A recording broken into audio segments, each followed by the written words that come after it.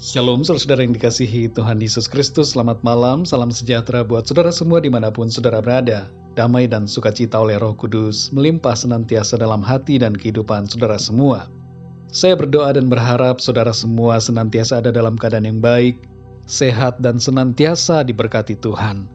Dan di dalam semua keadaan yang kita alami, senantiasa kita bersukacita karena Tuhan. Sebelum kita mendengarkan renungan firman Tuhan pada saat ini, mari sama-sama kita berdoa. Bapa kami yang di sorga, Bapa di dalam nama Tuhan Yesus Kristus, kami mengucap syukur untuk pertolongan Tuhan, untuk berkat dan perlindungan Tuhan di sepanjang hari ini, dari pagi hingga malam ini. Dan saat ini ya Tuhan, di waktu yang indah ini, kami rindu untuk mendengarkan sabda firman-Mu. Berbicaralah kepada setiap kami ya Tuhan secara pribadi, dan buatlah kami mengerti akan kebenaran firman-Mu. Terima kasih Tuhan. Dalam nama Tuhan Yesus Kristus kami berdoa dan mengucap syukur. Haleluya. Amin. Saudara yang dikasihi Tuhan, ayat renungan kita pada saat ini terdapat di dalam kitab Mazmur pasal 20 ayat 8 dan 9. Tertulis demikian, orang ini memegahkan kereta dan orang itu memegahkan kuda, tetapi kita bermegah dalam nama Tuhan Allah kita. Mereka rebah dan jatuh, tetapi kita bangun, berdiri dan tetap tegak. Saudara yang dikasihi Tuhan, kuda dan kereta dalam ayat ini digunakan untuk berperang, dan orang-orang yang memiliki kuda dan kereta sangat memegahkan dan mengandalkan hal ini untuk meraih kemenangan. Kuda dan kereta menggambarkan kecepatan, kekuatan dan kehebatan. Secara perhitungan manusia, pasukan kereta kuda menjadi lebih unggul daripada lawan yang tidak memilikinya. Namun saudara, dalam Alkitab tertulis berbagai kisah di mana Tuhan memberikan kemenangan kepada umat-Nya yang tidak punya kereta kuda dalam melawan pasukan kereta berkuda. Makna dari ayat ini adalah bahwa kekuatan dan andalan kita hanyalah Tuhan. Karena Tuhanlah yang memberikan kemenangan, keberhasilan, dan keselamatan. Banyak orang yang mengandalkan kepandaian, kehebatan, dan kekuatannya sendiri, atau mengandalkan harta, kekayaan, dan kekuasaan. Namun itu semua sesungguhnya tidak memberikan jaminan. Kita yang beriman hanya percaya dan mengandalkan Tuhan, sebab hanya Dia yang menjadi sandaran kita. Tuhanlah yang menjadi sumber segala-galanya bagi kita. Tanpa Tuhan, kita tidak bisa apa-apa. Tuhan menjadi tujuan dan alasan hidup kita. Dalam Tuhan, kita dapat melakukan segala perkara dengan kekuatan yang daripadanya. Jangan menganggap kita tidak bisa atau kita tidak mampu. Seringkali kita memandang rendah diri kita karena melihat kekurangan dan kelemahan pribadi, serta membandingkan keadaan kita dengan orang-orang lain yang kita nilai lebih hebat, lebih memiliki banyak resource, sumber daya, dan kelebihan dari kita. Serta kita membandingkan diri kita dengan situasi yang ada. Kita merasa tidak bisa menghadapi keadaan yang sulit. Dan di saat yang bersamaan itu, kita lupa bahwa ada Tuhan yang sanggup menolong dan memberikan kita kemenangan. Dalam Yeremia 17 ayat yang ke-7 firman Tuhan berkata, diberkatilah orang yang mengandalkan Tuhan, yang menaruh harapannya pada Tuhan. Firman Tuhan tidak mengatakan, diberkatilah orang yang pintar dan kuat, yang kaya dan yang punya kekuasaan, yang hebat dan yang mampu.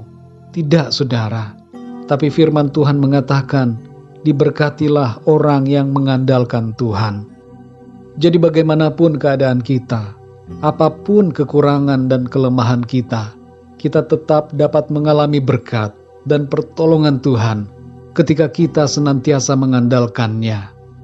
Dalam situasi pandemi saat ini, kita tidak bisa mengandalkan obat-obatan apapun. Kita tidak bisa mengandalkan kehebatan kita, saudara. Namun kita dapat mengandalkan Tuhan dalam kesembuhan dan pemulihan tubuh kita. Ketika kita dalam kekurangan, tidak ada pekerjaan, usaha bisnis mungkin menurun, dan berbagai masalah lainnya, kita tidak dapat mengandalkan apapun, saudara. selain mengandalkan Tuhan. Bahkan dalam hal yang terutama, yaitu keselamatan dan kehidupan kita yang kekal, kita tidak dapat mengandalkan perbuatan baik kita sendiri. Mungkin kita melihat orang lain lebih banyak berbuat kebaikan, lebih banyak bersedekah, lebih banyak berbuat amal daripada kita. Tapi semuanya itu tidak dapat diandalkan, saudara. Karena keselamatan kita hanya kita dapatkan oleh karena anugerah, karena kasih karunia melalui iman dalam Tuhan Yesus Kristus. Saudara yang dikasihi Tuhan, kembali kepada Mazmur 20 ayat 8 dan 9. Di situ dikatakan, orang ini memegahkan kereta dan orang itu memegahkan kuda, tetapi kita bermegah dalam nama Tuhan Allah kita. Mereka rebah dan jatuh, tetapi kita bangun berdiri dan tetap tegak.